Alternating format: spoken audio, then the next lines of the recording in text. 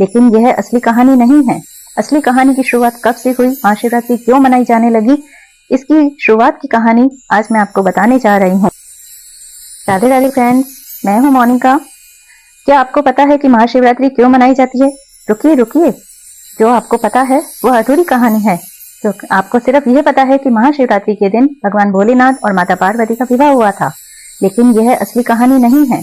असली कहानी की शुरुआत कब से हुई, महाशिवरात्रि क्यों मनाई जाने लगी, इसकी शुरुआत की कहानी आज मैं आपको बताने जा रही हूँ। तो अगर आपने मुझे अभी तक फॉलो नहीं किया है और आप फेसबुक से देख रहे हैं तो फटाफट से फॉलो कर लीजिए, और सब्सक्राइब नहीं किया है और यूट्यूब से देख रहे हैं तो सब्सक्राइब भी कर लीजिए। तो कहानी इस प्रकार है। इसको जानने के लिए हमें जाना होगा षष्ठी के प्रारंभ में, जब से यह कहानी स्टार्ट हुई। तो जब षष्ठी के प्रारंभ में भगवान विष्णु और ब्रह्मा जी थे, तब उन दोनों में एक बार बहुत बहस हो गई, बहुत झगड़ा हो गया। ब्रह्मा जी कहने लगे कि मैं श्रेष्ठ हूँ, और विष्णु जी कहने लगे मैं श्रेष्ठ हूँ क्योंकि मैं षष्ठी का पालन करता हूँ। ब्रह्मा जी ने कहा मैंने षष्ठी बनाई है तो मैं श्रेष्ठ हूँ।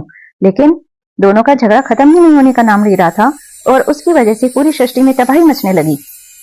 तो तभी उनके बीच में एक शक्ति पुंज प्रकट हुआ जो कि एक स्तंभ रूप में था, और तभी एक आकाशवाणी हुई, और उस आकाशवाणी ने कहा कि जो भी इस स्तंभ का छोर ढूंढ लेगा वो ही श्रेष्ठ कहलाएगा।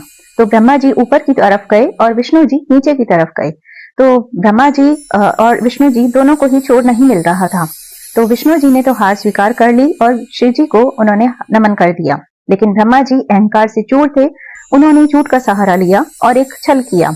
उन्होंने विष्णु जी के पास आके कहा कि उनको इसका छोर मिल गया है, लेकिन असलियत में ऐसा नहीं था।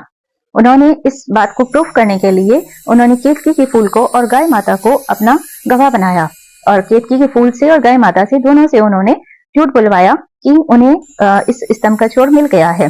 तभी वहां पे शिव जी प्रकट हुए और उन्होंने ब्रह्मा जी के ऊपर गुस्सा किया कि तुमने झूठ बोला है, इसलिए संसार में कभी भी तुम्हारी पूजा नहीं की जाएगी।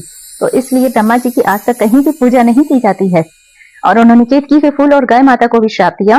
केतकी के फूल को अपनी पूजा से निष्कासित कर दिया, और गाय माता को श्राप दिया कि तुम कलयुग में जूठन खाती फिरोगी। इसलिए कभी भी गाय माता का मुख नहीं पूजा जाता, उसको नमन नहीं किया जाता, हमेशा गाय माता की पूंछ को नमन किया जाता है।